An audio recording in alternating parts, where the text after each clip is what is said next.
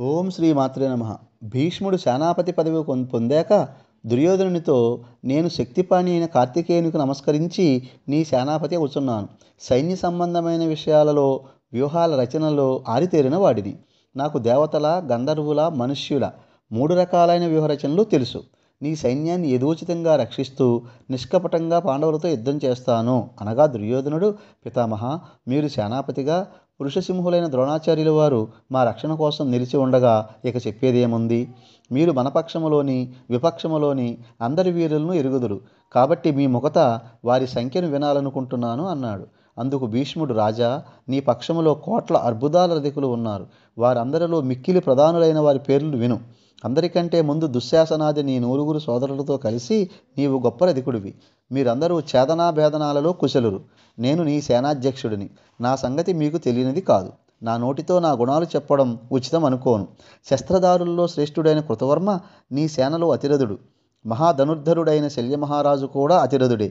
రథయోధపదులకు అధిపతి అయిన భూరిశ్రవుడు శత్రు సైన్యాన్ని భయంకరంగా సంహరిస్తాడు.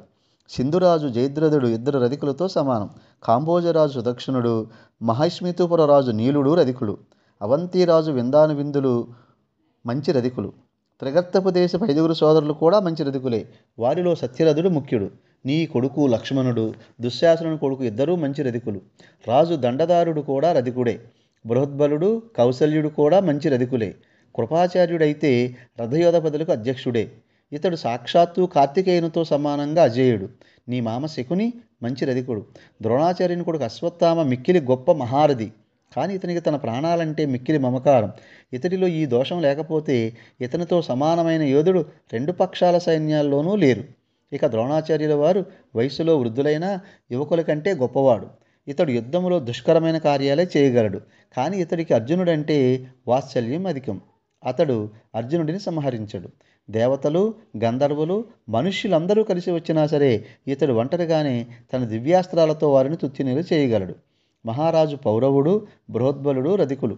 మధువంశపురాజు జలసంధుడు రధికుడు. బాహ్లికుడు అతిరథుడు. సేనాపతి సత్యవంతుడు మహారథి. రాక్షసరాజు అలంబసుడు మహారథి. ప్రాగ్జ్యోతిషపురాధినేత భగదత్తుడు గొప్ప వీరుడు. గాంధారులలో అచలుడు, వృషకుడు వీరు మంచి రధికులు. ఇక నీ ప్రియమిత్రుడు ఈ కర్ణుడు గర్విష్టి. వ్యర్థ ప్రసంగాలు చేస్తాడు. ఇతడికున్న పరిమితుల దృష్ట్యా ఇతడు అర్ధరథుడు అని చెప్పవచ్చు అన్నాడు భీష్ముడు.